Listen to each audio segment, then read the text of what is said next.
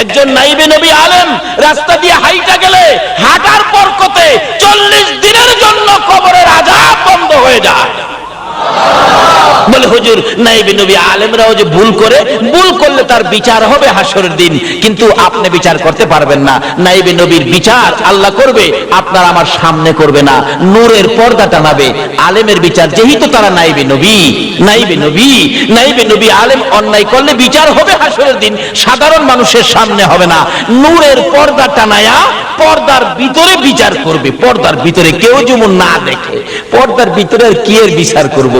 ওই আমার নবীর ওয়ারেস তারা কেড়ে অন্যায় করছিলে, যা লেগে সুবহানাল্লাহ। পর্দার ভিতরে নেওয়ার কারণে আমার মন কই এই নিসারই করবো আর কি, কেন যেহেতু নাইবে নবী।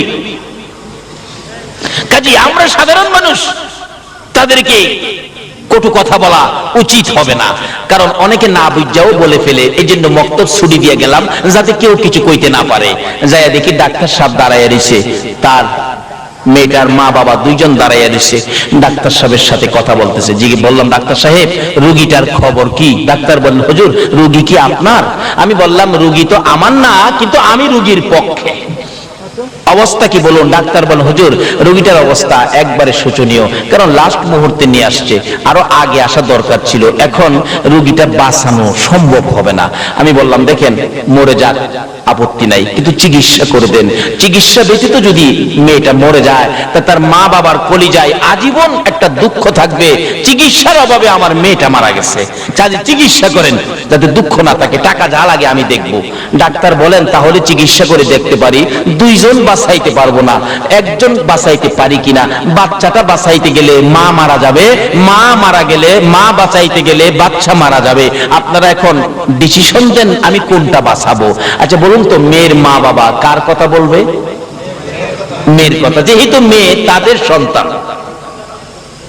ডাক্তার সাহেব বাচ্চাটা মেরে ফেলুন, আমার মেয়েটাকে বাঁচাইয়া দেন। তখনও মেয়েটা জ্ঞান হারা ছিল। মা বাবা যখন বলেছে বাচ্চাটা মেরে ফেলুন, আমার মেয়েটাকে বাঁচাইয়া দেন, আল্লাহ সাক্ষী, তখন দেখলাম ওই জ্ঞান হারা মেয়েটা দুইটা চোখ খুলছে, জর্জর করে পানি ছেড়ে দিয়েছে, ঠোঁট দুইটা নাড়াইয়া কথা বলতে চাচ্ছে, কথা বলতে পারতেছে না। ডাক্তার বলেন, মেয়েটা যেন কি বলবেন শুনি। মুখের কাছে কানটা নিলে ডাকতেছে, ডাক্তার রে এ সন্তান মারবি, মারিস না, 10 মাস 10টা দিন কষ্ট করেছি। ডাক্তার, প্রসব ব্যথার যন্ত্রণায় যদি তোমার মা তোমাকে মেরে ফেলতো, তুমি কি ডাক্তার হতে পারতা? ডাক্তার নিজেও ছিলেন মা ভক্ত মানুষ, না তা তো পারতাম না। ডাক্তার গো, কত কষ্ট করেছি, জীবনে কত রাত্র না ঘুমাইয়া কাটাইছি। ডাক্তার রে, এখন আমার পেটের উপর হাত দিয়ে দেখ, এখন আমার সন্তান পেটের মধ্যে নড়াচড়ি করে। ডাক্তার, দুইজনের একজন যদি মারতে হয় রে ডাক্তার, আমার পেটের বাচ্চাটা মারিস না, আমি মায়ের জীবন শেষ করে দে, আমার সন্তান বাঁচাইয়া দে। একটা মুহূর্তের জন্য যদি আমি মা সন্তানের মুখটা দেখে যাইতে পারি রে, আমি মার কলিজা শান্তি পাইব। ডাক্তার বলেন, এত যখন আশা, চেষ্টা করে দেখি দুজন বাঁচানো যায় কিনা। আমার জানা ঘটনা বলছি। চিকিৎসা শুরু হলো, একটু পরে শোনা যায় রুমের ভিতরে ওয়া ওয়া বলে কান্দে। ডাক্তার দরজা খুলে দিয়ে দুইটা চোখের পানি ছেড়ে দিলেন। কে আছেন আপনারা? ছেলে হয়েছে, ছেলের অবস্থা ভালো, কিন্তু ছেলের মা বাঁচবে না। ওই মহিলার মা বাবা রুমের ভিতরে যাই না, মেয়ে মারা যাবে, আর কি করব, বাহিরে দাঁড়াইয়া কাঁদতেছে। আমি চট করে ভিতরে ঢুকলাম, যাইয়া দেখি বাচ্চাটা জমিনে পড়ে হাত পাও নাড়াইয়া ওয়া ওয়া করে কান্দে। মা দুঃখিনী, বাচ্চাটার দিকে দুইটা চোখ বড় বড় কইরা তাকাইয়া রইছে, নড়তে পারে না, করতেও পারে না। অনেকক্ষণ পরে মা যখন রুমের ভিতরে ঢুকছে, মাকে ইশারা দিয়ে বুঝাইতে চাইতেছে, মা গো, জীবন দিয়ে যেই সন্তানের মুখ দেখতে চাইলাম, সন্তানের মুখ দেখেছি, আমার সন্তান জমিনে পড়ে কান্দে, তোমরা একটু কোলে নাও না। কিন্তু ইশারা বুঝাইতে চায়, তারা তো বুঝতে চায় না। অবশেষে দুইটা হাত নড়াচড়ি করে বুঝাইতেছে, মা যেই সন্তানের জন্য জীবন দিতে যাচ্ছি গো, আমার সন্তানটা কিছুক্ষণের জন্য দাও নাই আমার বুকে উঠাইয়া, এই ইশারাটাও বুঝতে চাইতেছে না, বুঝতে পারতেছে না। অবশেষে দেখলাম দুঃখিনী মা নিজেই দুইটা হাত বাচ্চার দিকে বাড়াইতে চাইতেছে, শক্তি কুলায় না, ধাক্কা দেয় একটু বাড়ে, আর একটু ধাক্কা দেয় আর একটু সামনে বাড়ে, এইভাবে হাত দুইটা বাড়াইতে বাড়াইতে বাচ্চাটার কাছাকাছি চলে গেছে। আর একটু যদি বাড়তো বাচ্চার গায়ে লাগতো, মা কলিজা শান্তি পাইতো। বাচ্চাটার কাছাকাছি হাতটা পড়ে আছে, মা দরদি বাচ্চার দিকে তাকাই আছে। এইভাবে তাকাইয়া থাকতে থাকতে রে মা দরদি বিদায় হইয়া যায়। আমার নবী বলেছে, উম্মতরা রে, এই মারে যারা কষ্ট দিবি রে, আমি নবীর শাফায়াত নসিব হবে না। বাবারা, কবরে যাবেন, এই মার সাথে ব্যবহার কি করেছেন এটা আগে পরিষ্কার করেন। রাসূল বলেন, আমি তো ডাকতেছি জিবরাইল, এই আযাব আমি উপস্থিত থাকতে আমি সহ্য করব কিভাবে? জিবরাইল বলে, হুজুর, তার মার কাছে ক্ষমা না পাওয়া পর্যন্ত আল্লাহ তাকে মাফ দিবে না, আপনি রাসূলের দোয়াও কবুল হবে না। রাসূল বলেন, তার মা কোথায়? ঠিকানা দিলে যে ডাকতেছে, মা আপনার ছেলেটা মারা গেছে? জি হুজুর মারা গেছে। আপনার ছেলের কবরে তো আযাব চলছে। মা বলেন, হুজুর আযাব হইতাছে? আল্লাহ আরো আযাব দেন। হ্যাঁ, আমারে পুইরা নিছে। মারে কষ্ট দেওয়ার মানুষ আছে না বাংলাদেশে? হ্যাঁ, আমারে পুইরা নিছে হুজুর। রাসূল বলেন, মাকে তো না দেখাইলে মা মায়া হবে না। রাসূল বলতেছেন, মা আপনি একটু আসেন, আপনার ছেলের অবস্থা দেখা যান। কবরের পাশে দাঁড় করাই রাসূল বললেন, প্রভু গো, তার মাকে কবরের আযাব দেখার শক্তি দাও। বলুন, এই নবীর কথাই দিবে কিনা? বলতে দেরি, শক্তি দিতে দেরি নাই। মা দেখে কবরের ভিতরে আযাব, মাথার থেকে চামড়াটা সিলাইয়া একটা টানে পাও পর্যন্ত নিয়ে যায়, আর ওই সিলানো শরীরের মধ্যে দাও দাও করে আগুন। ছেলেটা মা মা কইয়া চিৎকার মারে। মারে চিনেন না? বিপদ আপদে পড়লে বলুন অটোমেটিক মুখ দিয়া কার কথা আসে? পায়ে ব্যথা পাইয়া পায়ের নুকটা একবারে সিটা পড়ে গেছে, বলুন পায়ে হাত দিয়া কি বলে কাঁদতেছে বাচ্চাটা? মা, মা গো মা। পেট ব্যথায় অস্থির, শ্বশুর বাড়ির খাইয়া এমন খাওয়া খাইছে ব্যথা উঠছে পেটে, বলুন কি বলে কাঁদতেছে জামাই? মা, মাগো। শাশুড়ি কই, বেটা আমার বাড়ির খাইয়ে তোর মারে রেখে কাঁদতোস? আমার আল্লাহ কই, তোর বাড়ির খাইলে কি বো, ব্যথাই বেদনায় মার কথাই আসবে, জুতা দাবাই রে ও তোর কথা। কেন এই সন্তান নিয়ে কষ্ট ব্যথা বলুন কে বুক করেছে? মা। এই জন্য ব্যথাই বেদনায় পড়লে কার কথা মুখ আসে? মা। বলে হুজুর বাবার কথা কইতেন না, বাবা কি কম কষ্ট করছে, রোজগার করে খাওয়াইছে না? বাবার কথা আসে একবার, কোন সময়? ব্যথাই বেদনায় না। দেখবেন এই বৃষ্টি বাদলের দিন সকালবেলা ঘর থেকে ওইটাই দেখে উত্তর দিক দিয়ে এমন আকাশে মেঘ জমেছে, একবারে কালো অন্ধকার হয়ে রয়েছে। ঘুম থেকে ওইটা এই কালো হাঁসটা দেখা বলুন তো কি বলতেছে? বাবা রে বাবা। দিনের হাঁস দেখলে বাবার কথাই যে, কিন্তু ব্যথাই বেদনায় বাবার কথা বলুন কার কথাই? মা। রাসূল বলতেছেন, আল্লাহ তার কবরের আযাবটা দেখার শক্তি দাও। মা দেখতেছে ছেলেটা সমস্ত শরীরের চামড়া নাই, জাহান্নামের আগুন দাউ দাউ করে জ্বলতেছে। মাগো মাগো মাগো কইয়া কাঁদতেছে। আবার চামড়া ভরে যায়, পাও থেকে ফেরেশতারা চামড়াটা সিলাইয়া মাথা পর্যন্ত আনে, আবার জাহান্নামের আগুন জ্বলতে থাকে। মাগো মাগো কইয়া কান্দে। মা সন্তানের ব্যথা দেখে রে মা নিজের ব্যথা ভুলে গেছে।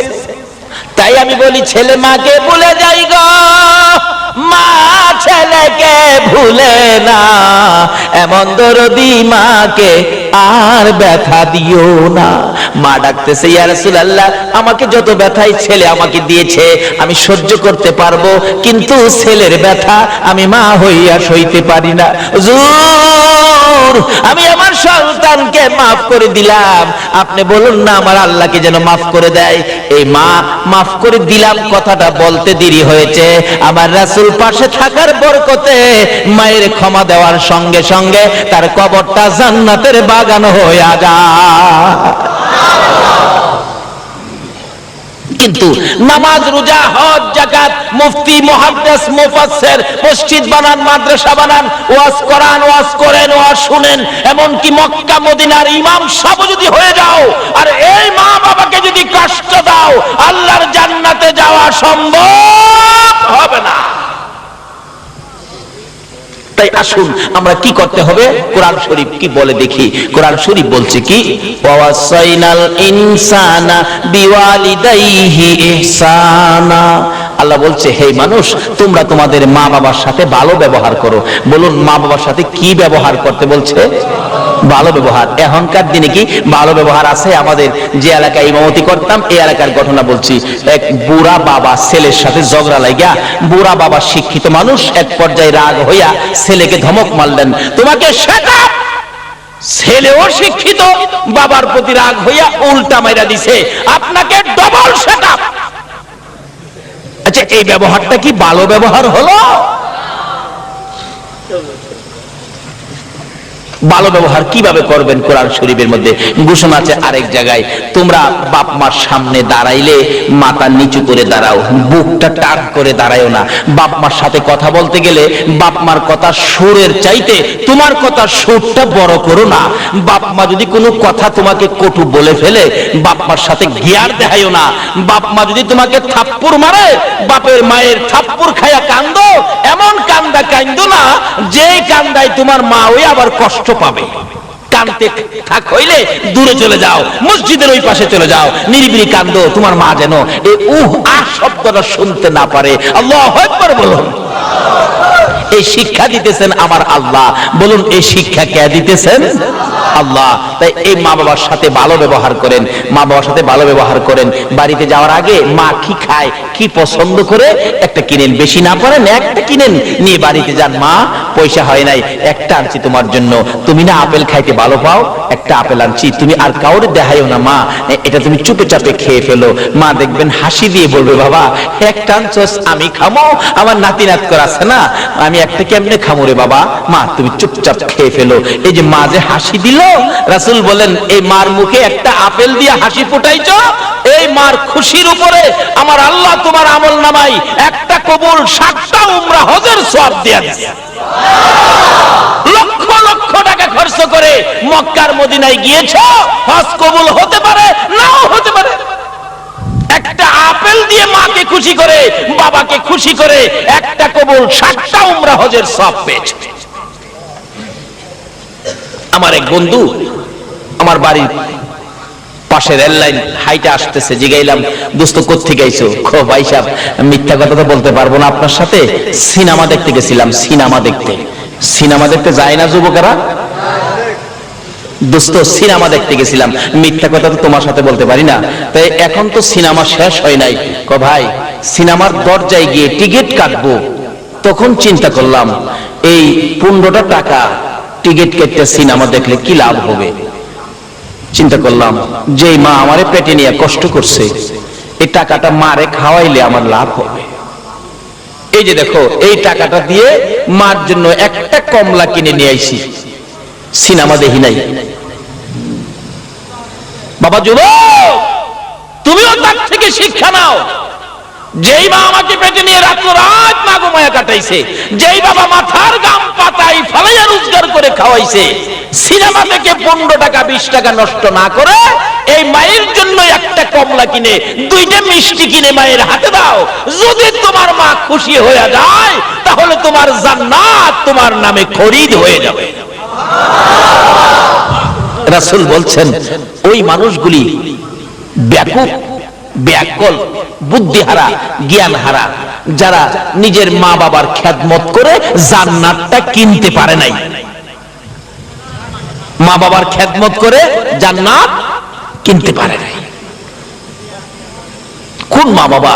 তোমার মা বাবা বুড়া হয়ে গেছে, বাবারে বুড়া মা বাবা ঘরের মধ্যে অসুস্থ, তুমি নামাজি মানুষ, নামাজের সময় নামাজে দাঁড়াইছো, আল্লাহু আকবার, যদি তোমার মা ডাক মারে, আব্দুর রহমান, নির্দেশ হলো নামাজটা ছেড়ে দিয়ে তোমার মার ডাকে সাড়া দাও। আজকে এত গুরুত্বপূর্ণ মা বাবার ব্যাপার আমরা গাফেল হয়ে গেছি। তাই কোরআন শরীফে আল্লাহ বলছেন তোমরা মা বাবার সাথে ভালো ব্যবহার করো। বলুন কি ব্যবহার করতে বলছে? মা বাবা যা বলে তা শোনো। মা বাবার মনে ব্যথা যাবে, ব্যথা পাওয়ার মতো কোনো আচার আচরণ তোমরা করো না। তার সাথে সাথে মা বাবা যদি কবরে চলে যায় তাহলে মা বাবার জন্য দোয়া করো। তাও কোরআন শরীফ আল্লাহ পাক শিক্ষা দিলেন, কি দোয়া? রব্বিরহামহুমা কামা রাব্বায়ানি সগীরা। বলুন পৃথিবীর কারোর জন্য দোয়া শিখাইছে না, শুধুমাত্র কোরআন শরীফে কার প্রতি দোয়ার নির্দেশ করলো? কেন মার জন্য দোয়া করবেন? ইব্রাহিম নবী যখন ছোট ছিলেন, ইব্রাহিম নবী তার মাকে প্রশ্ন করেন, মা মা আমার রব কে? ইব্রাহিম নবী মাকে প্রশ্ন করে, মা আমার রব কে? ইব্রাহিম নবীর মা বলেন, বাবারে তোমার রব তো আমি। আচ্ছা কন্তু মা কি আবার রব হইতে পারে? কিন্তু আসলে এক কিসিমের রব মাকেও বলা যাবে। কেন? রব শব্দের অর্থ হলো লালন পালনকারী। আচ্ছা মা একদিন ছোটকালে আমাদেরকে লালন পালনের দায়িত্ব নিছে কিনা বলুন তো? যেইভাবে কষ্ট করে লালন পালন করছে মা, হাই হাই হাই, রাত্রের বেলা ঘুমাইছি, শীতের রাত্র দেখবেন মা একটু পরে পরে বাচ্চার নিচে হাত দেয়, বাচ্চা নি প্রস্রাব করছে। বাবাই গেলাম জানেই না, মা হাত দিছে প্রস্রাব, ঘুমের থেকে খাতা বদলাইছে, আবার একটু পরে হাত দিছে প্রস্রাব, আবার খাতা বদলাইছে, আবার হাত দিয়া দেহে প্রস্রাব, খাতায় হাত দিয়া দেহে খাতা নাই। অবশেষে মা টান দিয়া নিজে যে শুকনা জায়গাটাই ছিল এই শুকনা জায়গাটাই বাচ্চাটারে শোয়া মা দরদি ওই ভিজা জায়গাটাই শুইছে, আবার হাত দিয়ে দেহে প্রস্রাব। এখন আর কি করবে? বাচ্চাটাকে বুকে লইয়া নিজের কাপড় দিয়ে পেঁচাইয়া ধরে মা বিজার মধ্যে শুয়েছেন। প্রস্রাব শুকনা কাপড়টাই না, কাপড় ভিজে গেছে, ঠান্ডায় থরথর করে মা কাঁপতেছে। বাবার ঘুম ভেঙে গেছে, তোমার কি হলো, এইভাবে কাঁপতেছো কেন? স্বামী 5টা খাতা বদলাইলাম, খাতা নাই, সন্তান প্রস্রাব করে দিয়েছে, শুকনা জায়গা নাই, আমি মা বিজা জায়গায় শুয়েছি, বাবারে বুকে রেখেছি, বাবার যাতে কষ্ট না হয় গো স্বামী, আমি তো ঠান্ডায় শীতে কাঁপতেছি, বাচ্চারে কষ্ট দেই না। আল্লাহু আকবার। স্বামী পাশে বসে বসে থাকে, বিবি রে ও বিবি, সন্তানকে সুখে রাখতে যাইয়া এইভাবে কষ্ট করো, থরথর করে কাঁপতেছো। তাই আমার আল্লাহ বলেন, এই মা যদি কবরে যায় রে, এই মার জন্য দোয়া করো। 7-8 জন বাচ্চা যে মার, এই মা লালন পালন করতে কষ্ট হইতেছে কিনা বলুন তো? দেখবেন মা গরু আছে, গরু ঘরে নিলেন, ছাগল আছে, ছাগল ঘরে বানলেন, মুরুগ থামাইলেন, রান্না বাড়া শেষ করলেন, সবাইকে কাজ শেষ করে সন্ধ্যার সময় বাচ্চা কাচ্চাকে খাওয়াইলেন, স্বামীকে খাওয়াইলেন, শ্বশুর শাশুড়ি খাওয়াইলেন, এইভাবে সব কাজ শেষ করে তোমার আমার মা ঘুমাইতে যাইবো, রাত্র বাইরে গেছে 11টা, খালি 11টায় শুইছে, ল্যাপটা একটু গায়ে দিয়া, ল্যাপটা একটু গরম হয়েছে শীতের রাত্র, এমন সময় 7 জনের মাঝখানে যাইছিল বাচ্চাটা, হ্যাঁ খাইছিল না, ঘুমোতে ওইটা দেখবেন শুরু করছে পেন্ডের পেন্ডেন, মা কয় কি হয়েছে তোর? কোনো কথা কয় না, খালি আসে না বাচ্চা এরকম করে না, আধা ঘন্টা পর্যন্ত কাঁদছে, কোনো কথা কয় না। আরে কেন কাঁদতেছস আধা ঘন্টা পর্যন্ত? কয় আমি যে ভাত খাইছি না তুমি জানো না। মা কয় এটা কি আধা ঘন্টা কাইন্দা কোন লাগে, আগেই তো তুই কইতারস। এরকম একটা বিরক্ত মারে আমরা করছি কিনা কন্ত? বাবাই কয় হেয়ার পেন পেনে আর সহ্য হয় না, গলার চিপটা মাইরা বাইরে ফেলায় দেয়। আচ্ছা কোন মা কি মাইরা ফেলায় দিছি? মা কয় তুমি ঘুমাও। এই সম্পূর্ণ বিরক্তি বলুন কে সহ্য করেছে? মা। এই মারে কষ্ট দিয়া বেহেশত যাইতেন নামাজ পড়া, যায়েন বেহেশত গারো ধইরা বাই করে দিব।